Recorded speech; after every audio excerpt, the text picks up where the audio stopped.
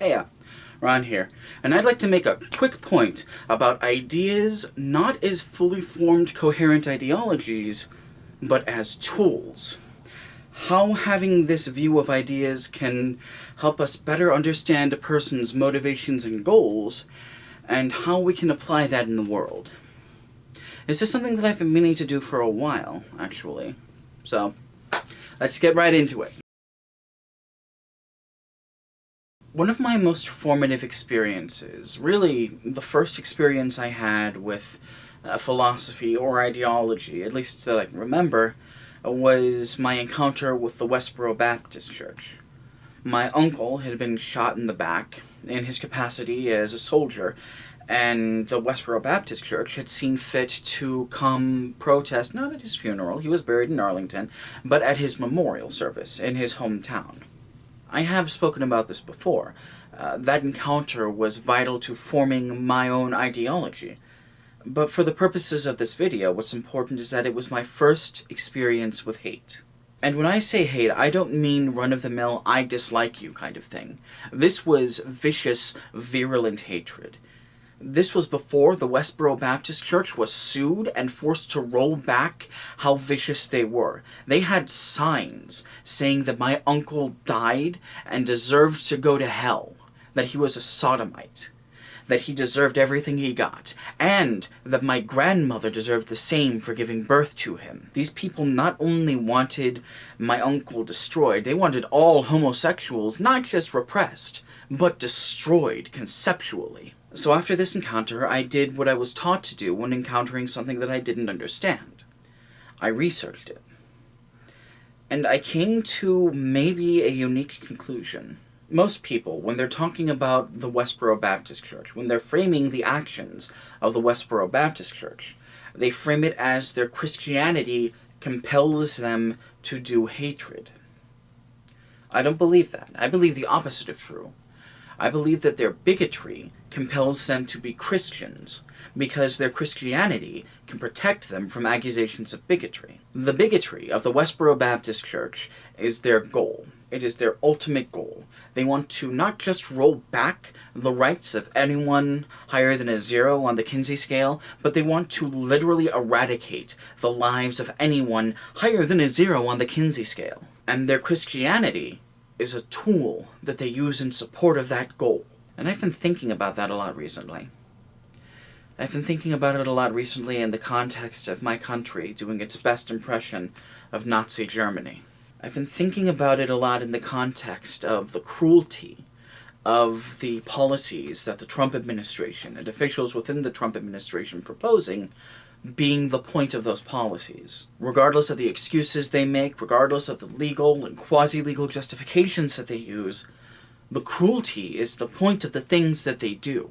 The point of these policies, policies like the child separation policy, policies like Trump's raids on immigration workplaces, policies like packing migrants into prison cells like they're sardines. The point of these policies is to punish people for having the wrong skin color, or speaking the wrong language, or being born on the wrong tract of land. And we know that this is the goal of these policies, because that is the distinct, measurable effect that these policies are having on the world. So I was thinking, what if we don't just apply that to fascism? What if this is something that's widely applicable? What if we understand ideas and philosophies not as fully formed, fully coherent worldviews, but as tools? Tools that a person uses to further their own goals. Could we use this concept to better understand a person's goals and motivations? Not just an opponent's goals and motivations, but one another's goals and motivations? Could we maybe take it a step further and use this concept to challenge poisonous worldviews? Not by telling a person that they're wrong, but by challenging the usefulness of the idea that they have as a tool to further their goals? I don't know, maybe. Let's talk about it. So I want to use destiny as an example of what I'm talking about first. Destiny had a series of debate with far left-leaning people wherein he used what I would describe as quasi-fascistic talking points. Now, I don't think that Steve Benelli is a fascist, or at least I don't think that there's enough evidence to rightfully describe him as a fascist. But him saying, for example, that Vietnam deserved to be invaded because they were too weak to resist Western influence is pretty fashy. But here's the thing, and it's a thing that I'm not the first person to observe. Destiny said that in order to elicit a specific reaction, a reaction that he at least partially got. He was trolling. But even that means something. I think it would be useful to question what it is that Destiny does. And I think it would be fair to describe what Destiny does as entertainment. Let's remember the kind of people that Destiny, let's be charitable and say debates. Because they're generally one of two people. Either they're fools who think that their conviction equals factual accuracy, or they're malcontents who are seeking attention for their own gratification. That's not all of them. There have been a handful of very insightful debates that he's had, but those aren't the ones that get eyeballs. The debates that get the most views are the debates where Destiny humiliates, degrades, and ultimately triumphs over the other person with very little effort. I don't think that it's out of line to suppose that Destiny wanted to turn these debates with the far-left personalities into that kind of debate. And I think it's fair to say that he expected, or at least wanted, to show that these far-left positions are as foolish as the most foolish right-wing positions that he's argued against. You know, the ultimate centrist position. The horseshoe. I'm probably going to go into more depth about this at a later date, in a ranty video by the stairs, but Destiny has found himself in a unique position. All he has to do is defend the status quo. He's even been pretty explicit about that in the past, saying that because the system works for him, he wants to defend it. Is that a bit of a stretch? Maybe. So let's talk about someone else instead, someone easier. The Moscow man himself, Mitch McConnell. Mitch McConnell is deliberately, personally keeping the federal government from functioning in any meaningful capacity. Democratic president wants to confirm a Supreme Court judge? Ha ha ha ha! Nope! You want to pass a budget? Not a chance. Any kind of regular function of government? Not today, bucko. All of that, with two exceptions. First, Mitch McConnell and the GOP will push through as quickly and as forcibly as they can any nominee for any federal judgeship or office, regardless of the person's usually poor qualifications, usually damnable bias, or sustained allegations of serial rapery. Pretend that I sighed or clicked my tongue when the picture of Brett Kavanaugh came up. Second, Mitch McConnell has, will, and is, right now, trying to pass more tax breaks for rich fuckers. They've done this so much that almost every economist of any merit is trying to scream at them that they're doing more damage to the economy than Trump's trade war is, and they're going to make the fallout of that trade war and the coming recession 10 times worse. At least part of this, specifically the part that harms people of color and other minorities, can be attributed to Donald Trump and the Trump administration's efforts to harm people of color and other minorities. So we will, very kindly, especially in light of sustained GOP attacks on people of color and other minorities, and open white nationalists holding federal GOP office positions, set that aside. Setting that aside, we can observe two effects in Mitch McConnell's actions. The first is the entrenching of GOP power, what with the judgeships and the federal offices. And the second is the further affluencing of the already disgustingly affluent. These two things are related. Anyone reasonably familiar with the context of electoral politics, the context in which these facts ought to be put in, is familiar with how these two things are related. And maybe we can tell these things are related just in the context of these being the only two things that the leader of the GOP in the Senate is willing to do. But with the context provided, with just the facts provided, we can't quite slot these things cleanly together. What we can do is tell that this is really, really fucking bad.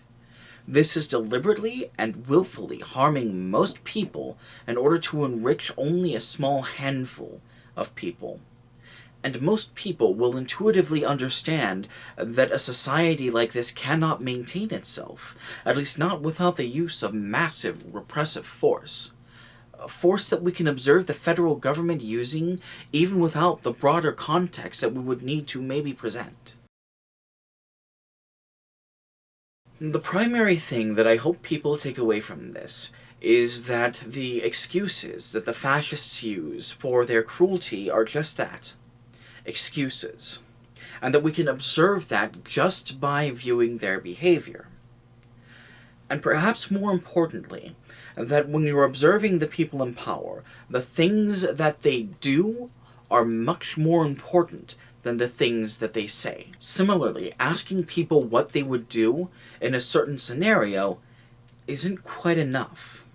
You need to ask them also why they would do that thing, and if they're aware of what the repercussions might be. And it's worthwhile to examine these things by yourself. Or, even better, with other people. Like I've been trying to say on this channel for a while now, the left is better when we work together. Another aspect of this is that fascism is ascendant in any country with any international profile. And we need to be very skeptical, not just of people in power, and not just of people who are seeking power, but of people who we know to be supporting fascists. And I think I should clarify that last point. When I say we should be skeptical of people supporting fascism, I mean that we should be able to demonstrate to them that the people they support are using tactics just for the sake of cruelty. Because most people don't support cruelty. There are some people that do, but most people, when they see cruelty, they're abhorred by it. And how much trouble do you think could have been avoided if someone had asked Trump why he wanted to build a wall? Because we know why we build a wall. Right? Okay, so these next few videos, this video, the one after that, and the one after that one, are part of a set. They're about ideas and maybe failure in discourse about ideas. It's something that I've been thinking about for a long time, as I probably already said. There's no editing run this week because I'm expecting to leave very soon. It is like 12:30 as I'm recording this, and I need to edit this as fast as possible. Very gentle reminder, I do have a Ko-Fi if you found this video to be valuable or helpful in any way. Please don't feel obligated to send me money, but it would be helpful, you know, for paying bills and stuff. My family has been going through a very difficult time recently, and any little bit that you have would be helpful, and greatly appreciated. The next video that I'm going to do is going to be about the idea of The next video that I'm going to do was initially titled, Ideas Do Not Exist in a Vacuum, but I changed the title to The Lie of Objectivity. And it's about how objectivity doesn't really exist, at least not in the way that people think it does, or how people lie about objectivity in discussing certain topics, and that lying is motivated. So yeah, until we get there, take care of yourselves, alright?